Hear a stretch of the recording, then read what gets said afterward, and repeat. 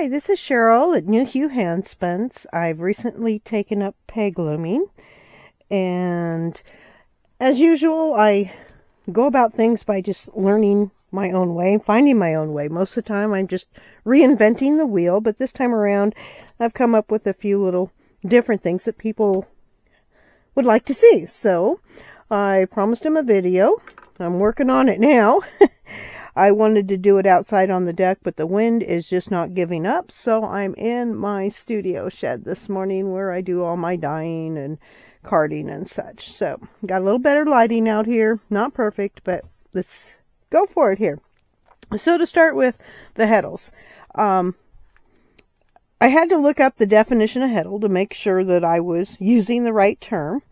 And a Heddle is a guide for the warp to travel through. So if you're using a loop on your peg and simply putting your warp through it and then tying it down and pulling things down through it, that is just an extension of your warp. Not truly a Heddle. But the difference is, as I turn this into a Heddle by making a half hitch here, loop it over the top, pull the fingers through there. There we go, hold open, and then put your warp through that. It now becomes a Heddle because it is guiding the warp through. And what I'll do is I would pull this tight and then all the way down to where I want to work at the end of it, however long that may be, usually the peg height. Pop it in here. The yarn I'm using, it's a hand spun that I did up a few years ago. It is a cable ply, which is two plies plied together. And the nice thing about this is, I just open it up, eventually here. Come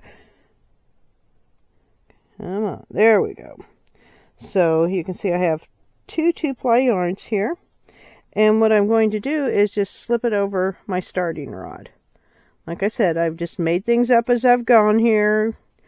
Please, no peg looming police. You can set it anywhere you want. I knotted these up a bit.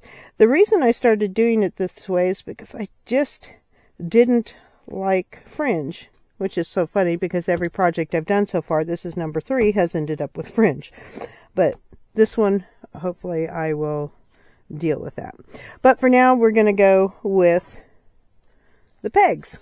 And so you can see here, I now have my Heddle here.